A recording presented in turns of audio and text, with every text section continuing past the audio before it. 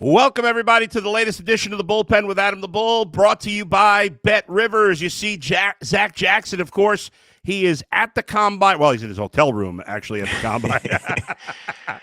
But he's been at the Combine. He was there for Andrew Berry's press conference, and we'll get into all of it with him in just a moment. But let me tell you real quick that we have a great bonus bet for you right now as the Cavs are battling for the Eastern Conference. Bet Rivers giving you a bonus bet to use on the Cavs this stretch run now through March the 15th.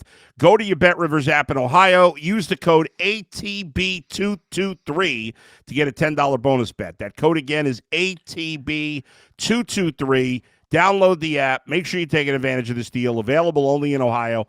Must be 21. Eligible players only. Gambling problem? Call 1-800-GAMBLER. Will the Browns take a gamble on another quarterback in this draft? That and many questions hopefully get answered today by Zac Jackson from The Athletic. Zac, how you doing, man? How's it going at the Combine? I'm good. I fully intended to be in the mix for this, but it's wild. Like, there's a lot of traffic, so I just figured this was the safest option to make sure we had a good connection. Yeah, well, I appreciate all of that. Yeah, it's always more solid at the hotel. You never know when you're at the – but let's get right into it. Obviously – Andrew Berry, like Kevin Stefanski, unlike Todd Monken, keeps his cards close to the vest, right? He doesn't say much. He doesn't give you any clear answers. But let's start with the quarterback situation. Could you parse anything out of what he said about the quarterback situation yesterday?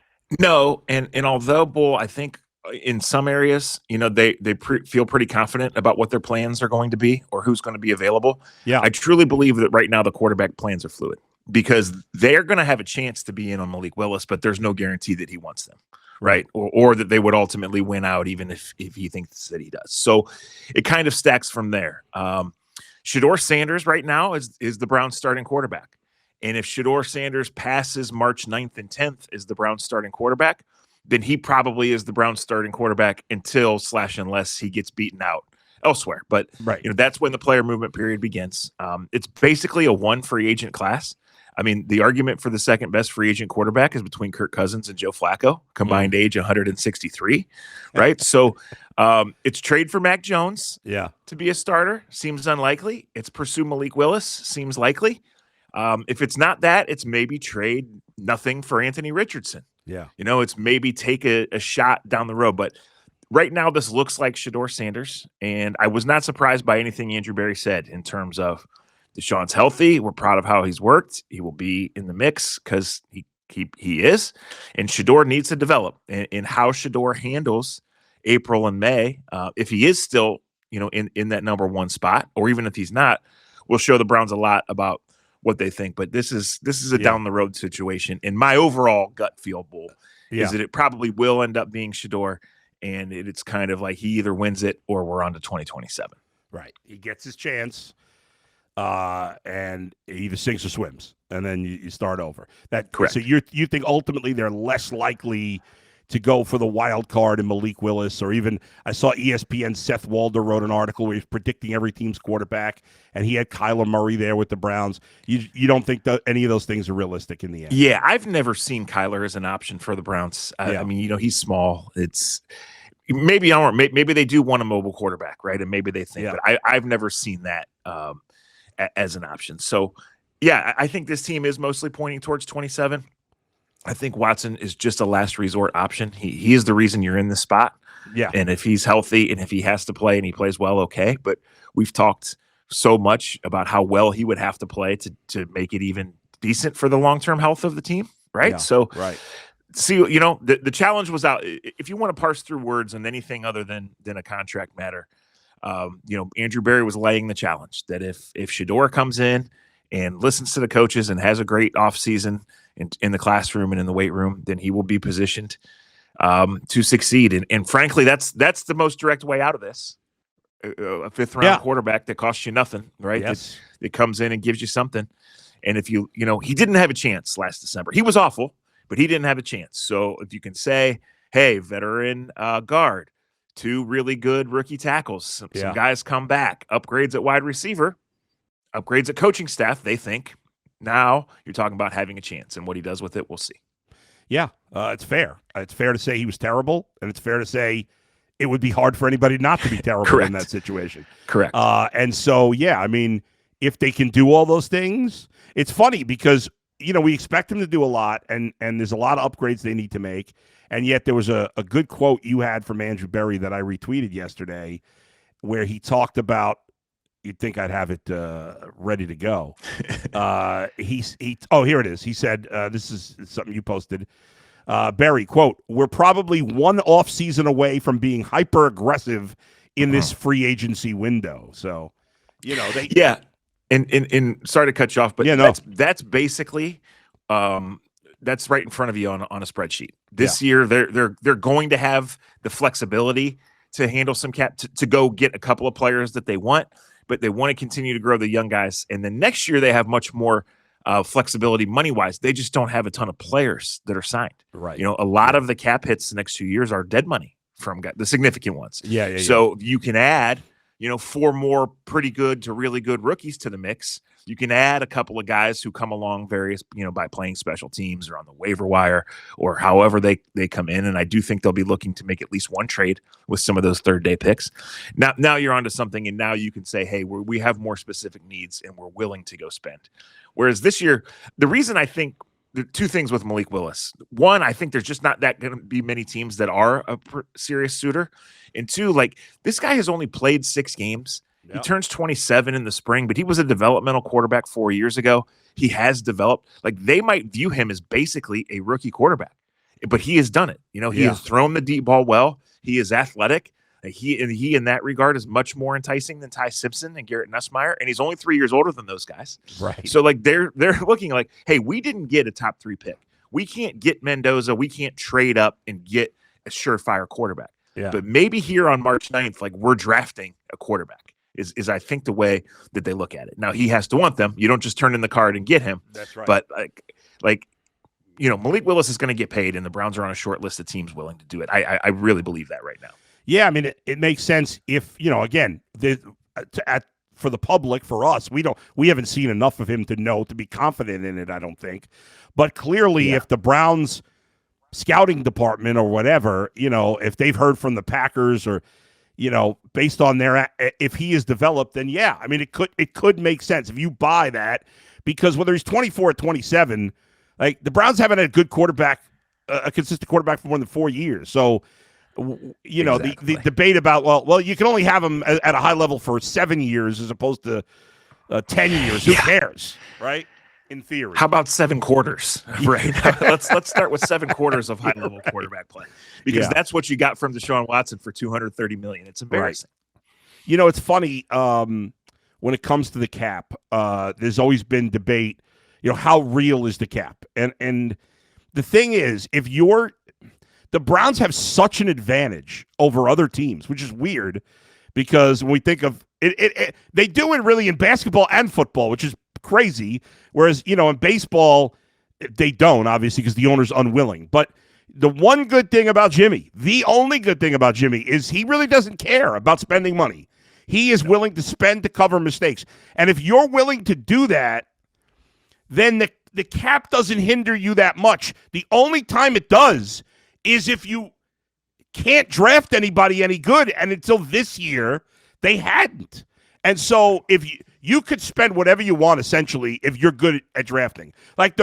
All the things the Rams did to win that Super Bowl, it was a non-factor because they kept drafting well, even though they didn't have first-round picks for whatever amount of years. If you keep drafting well, you can keep spending as long as your owner's willing to do it.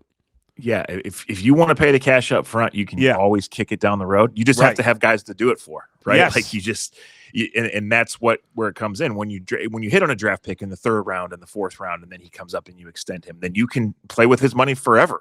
Yes, right. And they got caught speeding a little bit with pushing all this money ahead on Njoku, who got old real quickly, with those offensive linemen.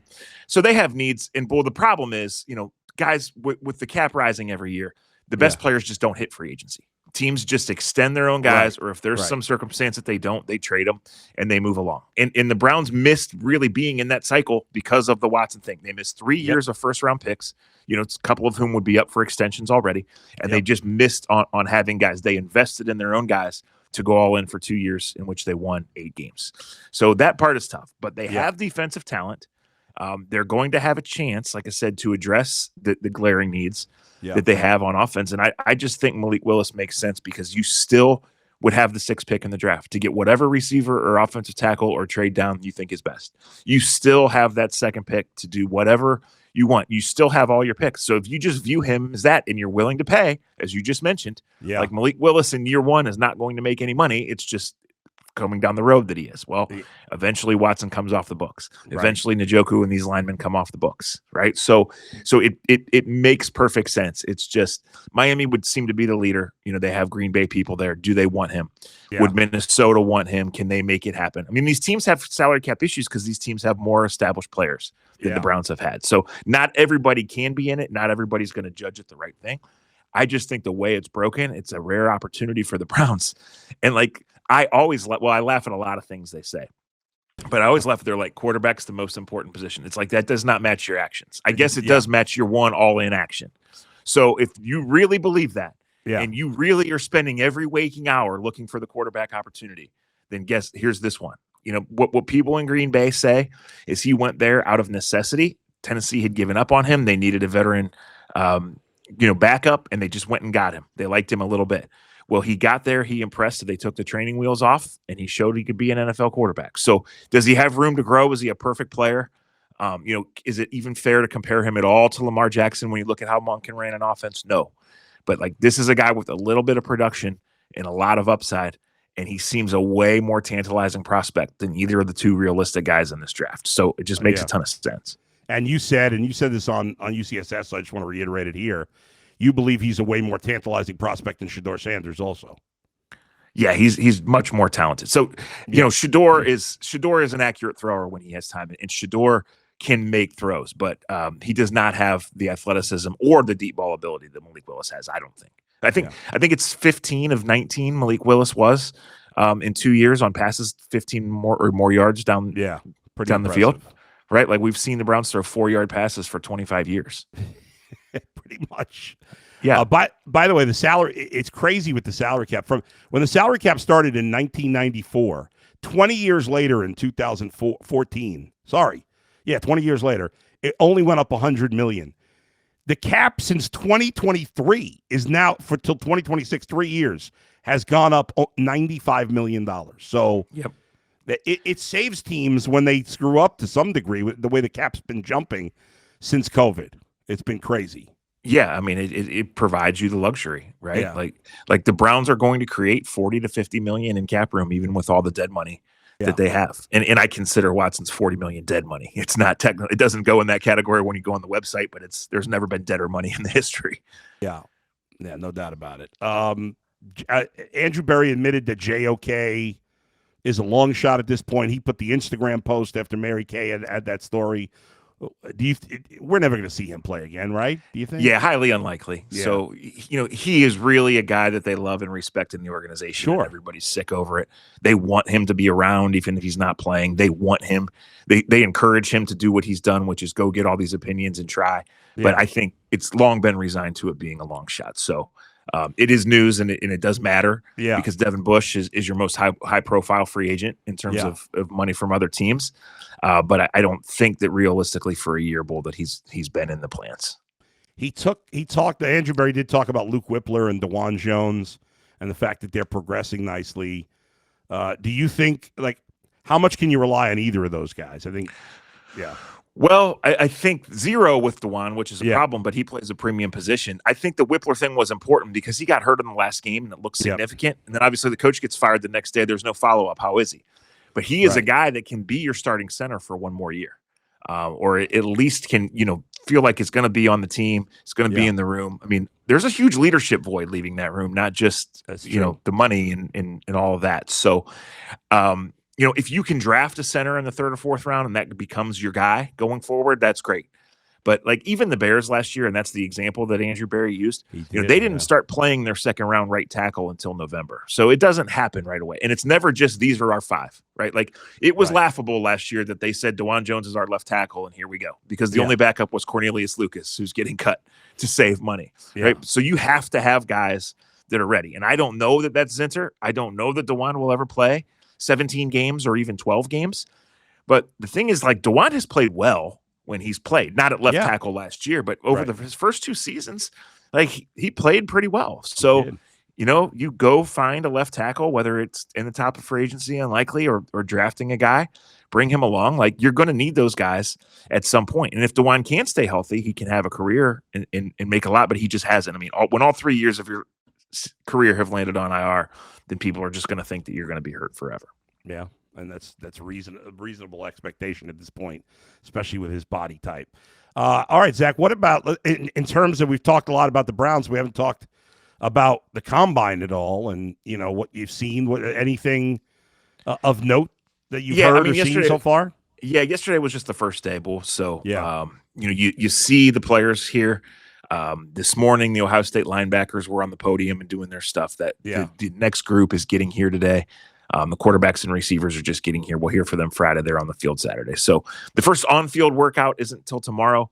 The coaches and GMs do their media availability. There's just a lot of mingling, a lot of things that you hear and see. I think the Ravens came out and pretty much said what we expected.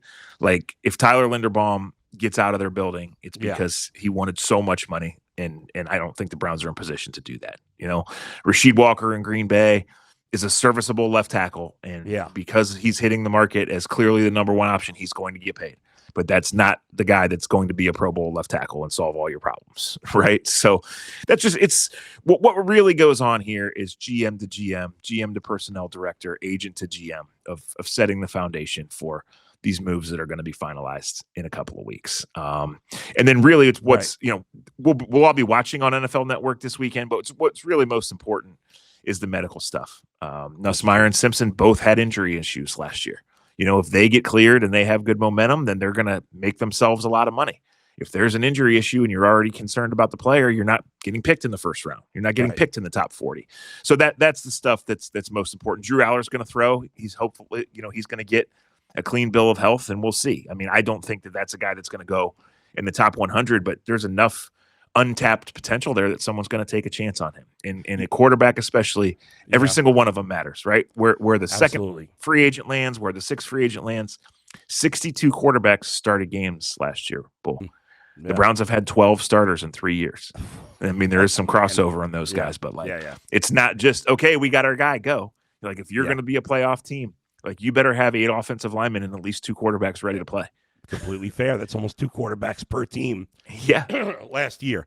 Nussmeier and Simpson, you mentioned them both. If the medicals are clear, you think they'll both get drafted in the top 40? I think Simpson is clearly ahead of Nussmeier. I think teams are intrigued by Nussmeier. There's nothing special about him, like athletically or physically. He's the son of a coach. He had high-level production at LSU. He's going to come in game ready. So, I think 40 is his 40-ish is where he will go if things go well. I think he's like number 80 player on Dane's list. Whereas Ty Simpson, I think it's anywhere from 13 to 35. It just kind of depends on what teams ultimately think of him and how they prioritize other positions. Who goes and gets Malik Willis? Does someone go and get Mac Jones? And then, are Ty Simpson's medicals good? Is he ready?